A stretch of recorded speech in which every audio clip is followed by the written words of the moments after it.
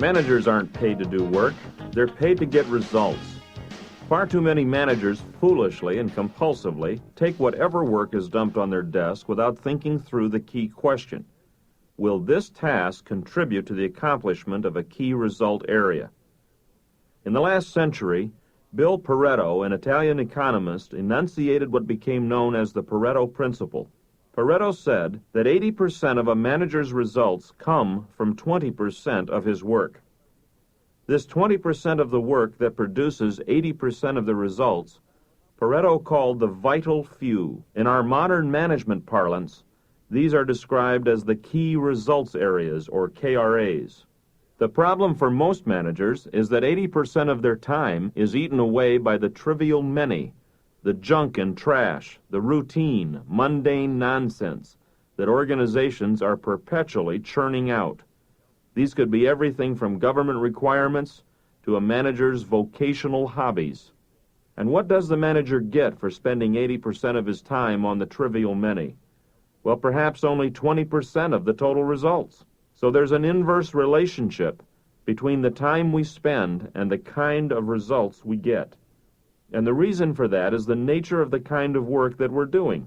Suppose we spend 80% of our time, 80% of our meetings, 80% of our memo reading and writing, 80% of our discussions on things that are of relatively little value. Even if we do these things with great affection, even if we do them beautifully, even if we dot all the I's and cross all the T's, we're going to get relatively little, perhaps only 20%, of our results from all this work. There's nothing so tragic as seeing a manager do with great perfection that which should not be done at all. Yet when we have the time, when we can make the time, when we push back the flood of all the nonsense that the organization and the people around us are asking us to do, when we spend that 1 day a week or 2 hours out of every 8, when we devote 20% of our time to those key results areas, why then we get tremendous results, perhaps 80% of our results. This 80% versus the 20% phenomenon applies to both effective and ineffective managers. What makes for an effective manager is that they recognize the time trap that exists in the 80%, and so they try to spend a little less time in that area and a little more time working on the vital few tasks. No manager, not the most effective manager in the world, spends 100% of his time working on the key result areas. Studies show that the effective manager, on average, spends only 5 or 10% more of his time on the key results areas than his ineffective counterpart. But because of the 4-to-1 power ratio involved in the Pareto Principle, 5% more time on the vital tasks gets you 20% more results. 10% more time spent on key results areas gets you 40% more results. And so the difference between effective winning performances and ineffective losing performances is that the effective manager spends a little more time on the right targets. And secondly, he clearly identifies what those targets are. Let me state that again.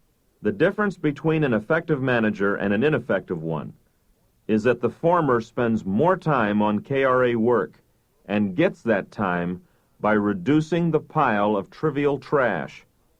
And the reason this simple strategy works is because of the high degree of leverage in the Pareto Principle. One of the practical approaches that effective managers use is called work gating, Gating.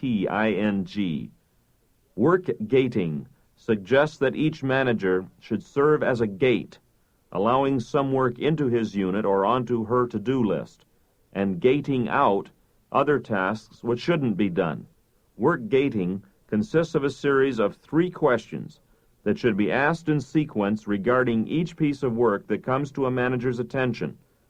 In order to make sure that you're on track in deciding what work you'll spend time on, you might want to use this series of questions and actions yourself. The first question in work gating is this piece of work a key result area? The KRA focus that effective managers have always makes this the first question.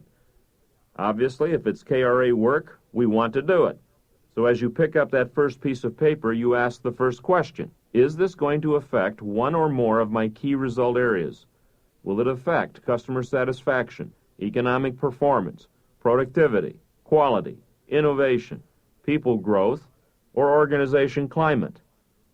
If the answer is yes, it would make a significant contribution to one or more of these KRAs, then that is work that should be done. If, on the other hand, the answer to the first question is no, this is not a KRA, then that piece of work from here on out should be considered suspect. If it's clearly not a KRA, then it's definitely one of the trivial trash items and should be handled as if it is dangerous. Because it is. It's dangerous to your career. It's going to sandbag other productive work. There's a lot of risk associated with carrying out this kind of work. This kind of work may produce very little for you. And so you should ask the second question. If this is not KRA work, do I, as the manager, have to do it? Do I have to do it? Frankly, if it isn't KRA work, I don't want to do it. But if the answer is yes, you still have to do it, the government requires it, or your boss has told you to do it, or another department needs this help, then you'll go ahead and do it. The key here is to avoid putting this work before your KRAs. Do it, but do it only after the KRAs have been attended to, and when you do it, give it minimal attention. Do it as quickly, as easily as you can. Don't worry that it's not totally perfect. If you can get by with a little lower standard of performance on it, whereas with KRA work you have only one standard, and that's the standard of excellence. But on trivial trash, you don't have to do that excellently. Don't spend any more time or effort on this than is required. Just do it after your other more important work. So as you start each day, do something that contributes to one of your KRAs first, and then do this piece of non-KRA work that you have to do later. On the other hand, if the answer to the question, do I have to do it, is no, then it's time to ask the third question. Should it be done by anybody? It's been said that amateurs in management delegate nothing. Average managers delegate everything. But effective managers don't delegate work that isn't worth being done by anybody. So if a piece of work as you pick it up is not a KRA, and you yourself don't have to do it, don't just delegate that to someone, but instead ask the third question. Should it be done at all by anybody? If the answer is yes, it should be done, then it's proper to delegate a piece of non-KRA work that is apparently worth doing, but it's not worth your time in doing it. Now, some of these tasks that will be delegated are going to be enriching and job stretching. So even if the work itself isn't related to a KRA, if it strengthens a staff member, then that is accomplishing one of your KRAs, which is people growth.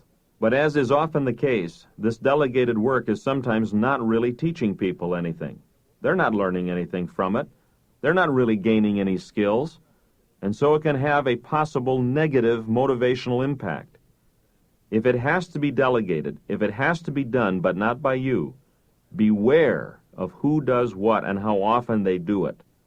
Since some of these delegated tasks will have a negative impact, and others will have a positive motivational impact, skillful managers try to make sure that there's a mix in the blend of tasks that are delegated. You simply can't expect a lot of enthusiasm for a piece of scut work. On the other hand, if the answer to the third question, should it be done by anybody, is no, then the only proper course of action is to trash that piece of work, or better yet, stop it from coming in the future. Effective managers buy everybody in the unit a bigger wastebasket, and they teach everybody in the unit how to use this sequence of 3 questions to sort out their KRAs from all the other junk.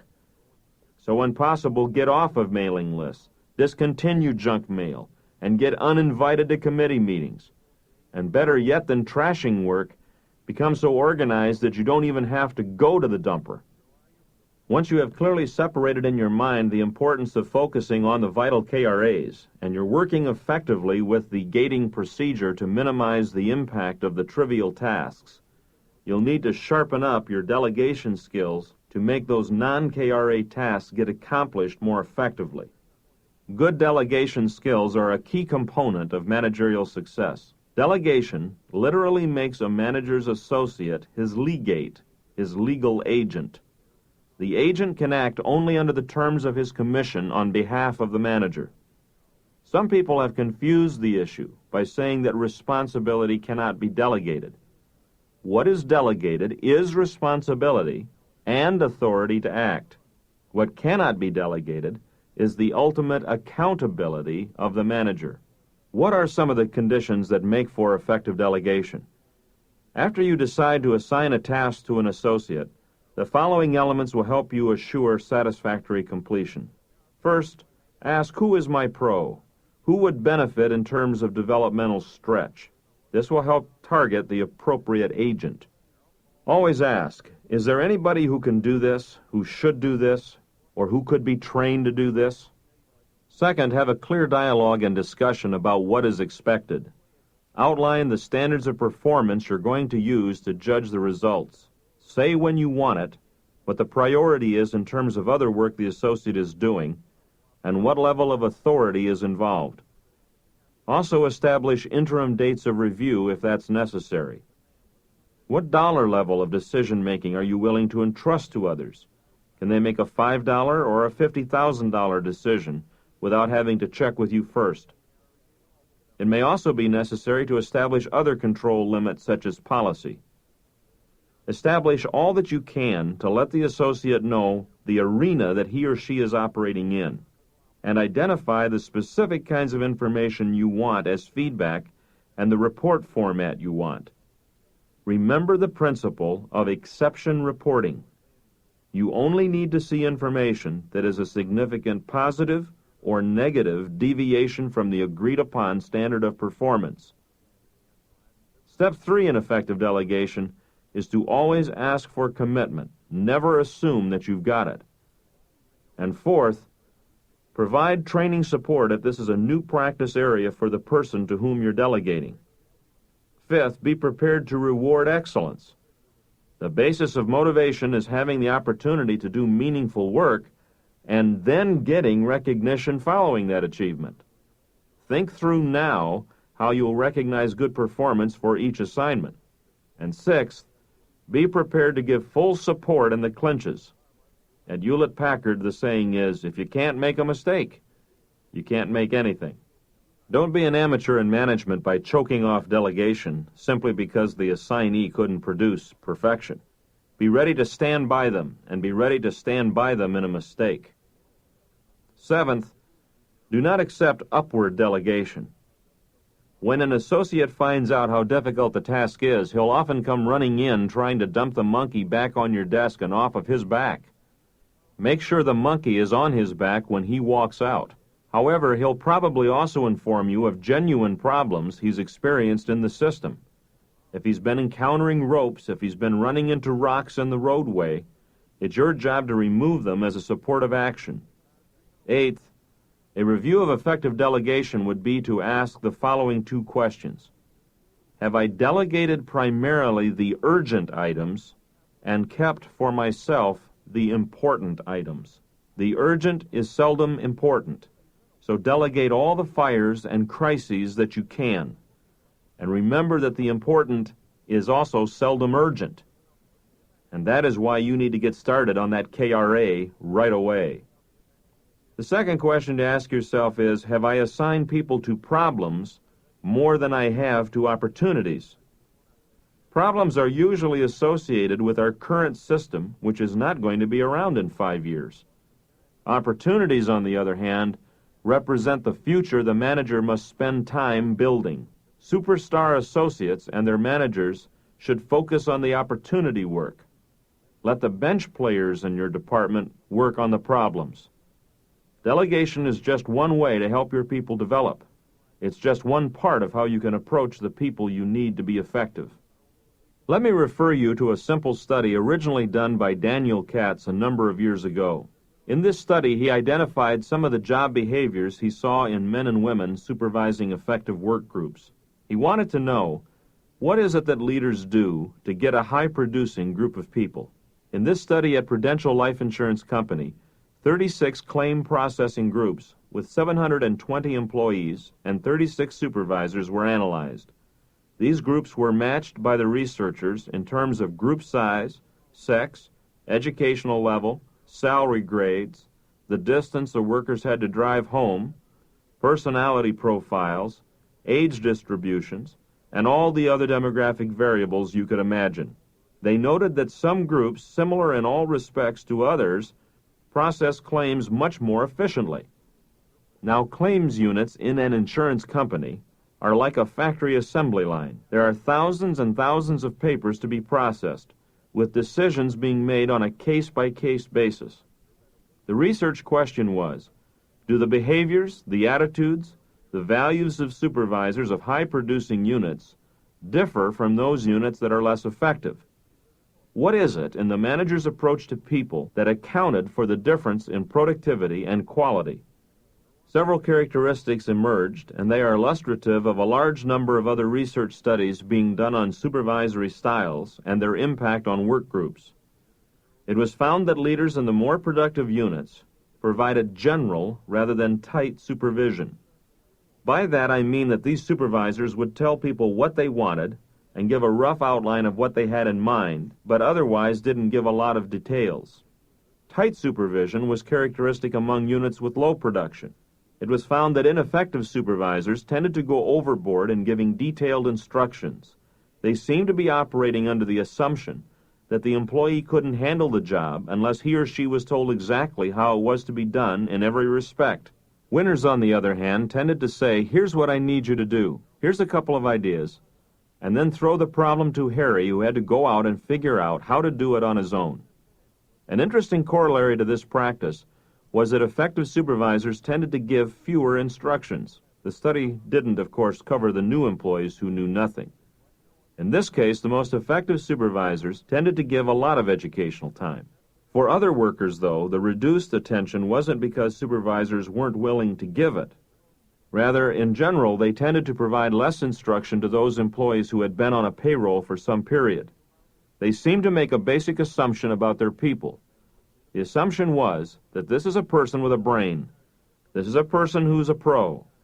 This is a person who may not come up with the same answer I'd come up with, but it's an answer that I can live with.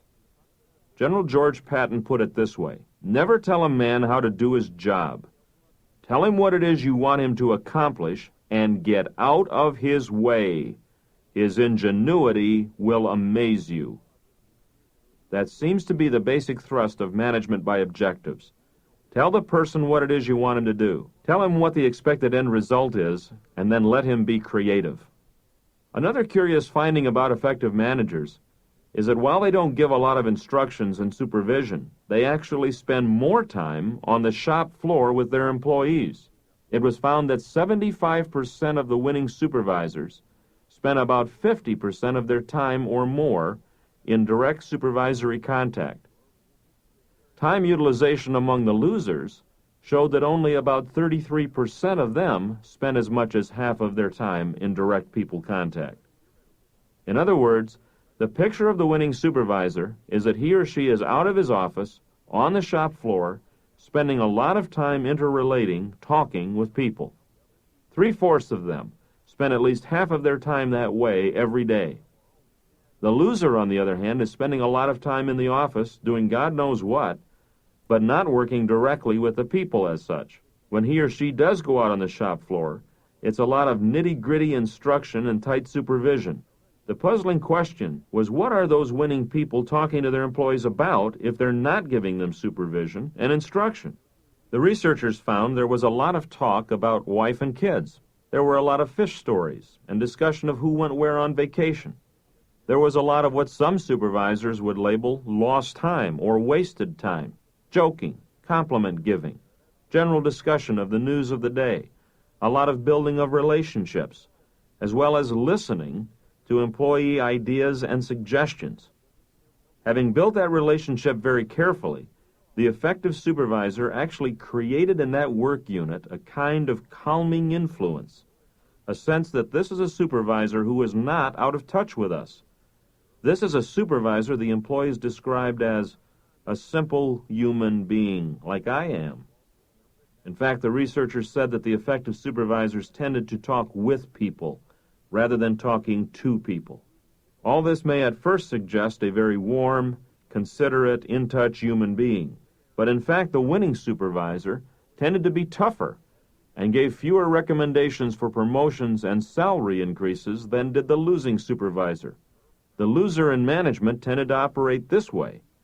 When approached for a promotion or a salary increase, he or she tended to say, I'll see what I can do for you, and then they'd run down the hall and ask an executive to make a decision. The decision would come back, usually negative, because the executive would know that the unit wasn't producing. So the supervisor of that losing unit then went back to the employee and said, I tried to get it for you, but it didn't fly. At that point, the employee is aware that his boss has about as much pull in the organization as a marshmallow. The supervisor in a winning unit was the one who responded to a request for promotion or salary increase by saying, Hey, I'm not taking that down the hall. I'm not going to ask for approval for that. You and I both know you're not cutting it. I'm not satisfied that you've done what's required here. When you have, I will. And sure enough, when production met requirements, this supervisor was very quick to go down the hall to get the promotion or increase. Interestingly enough, he was also able to get a much higher percentage of those requests approved from higher management. The winner was able to confront her own management. When management response was, I don't think we can afford this, Liz, she was inclined to shut the door and say, Look, these people have really been producing. They've really been putting it on the line for me. This is a case where it's justified, and I want you to review this thing again. They would do anything except take no for an answer. Not only were they more quick to fight for their people when it really counted, but winning supervisors also tended to be more critical of company policy. How critical are you of company policy, and where are you critical? It was found that losers in management tend to have a lot of complaints and gripes about company policy, and they tend to voice those gripes in front of employees. The pro, on the other hand, the effective manager, was the one who was supportive of company policy even when he or she didn't like it personally. This leader would then go down the hall, shut the door with the executives, and in that executive office say, This thing has got to be changed. It's an amazing characteristic, and certainly tells a lot about what's happening in the overall dynamics in that work unit.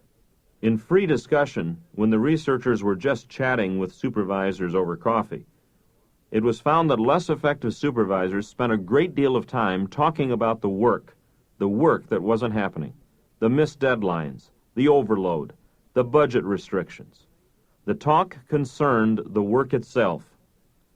That contrasted markedly with effective supervisors, who in free discussion with the researchers were found to talk primarily about their employees. You know, Mary has really been having a hard time at home. She and her husband haven't been getting along very well. Don't know if the marriage is going to survive. We've been doing everything to try to help the work here. We've adjusted some work schedules, things like that. I sure hope Mary can handle it. She's just one of the great people. If we can help her through this period of time, I know she's going to come back and be fabulous again. The distinction here is the effective supervisor understands you don't worry about the work. Instead, you worry about the people who do the work. If you can help them get their problems resolved, if you can support those people, help them, be forgiving of them, those people are going to remember it. They're going to remember you, and then when they attack that work, they're going to attack it for you.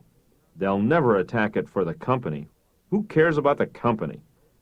They'll attack it only for you. One last behavior was particularly revealing of underlying attitudes in this organization study. There were two cafeterias, an employee cafeteria and an executive dining room. For the insecure and less effective manager, it was very important to be seen in the executive dining room. He would go with his little suit coat on and be very careful about where he sat. He thought that somehow he was forging the right political connections that would be the secret to success back in his own operation. But where did the effective leaders eat? I suspect you would have eaten where they did, with the employees in the cafeteria. They made no big deal of status. They minimized any appearance of separation. They didn't wear the suit coat in the office. They looked and talked like one of the folks. Effective supervisors, effective managers, build on the strengths of people and provide leadership through that close-to-the-people behavior.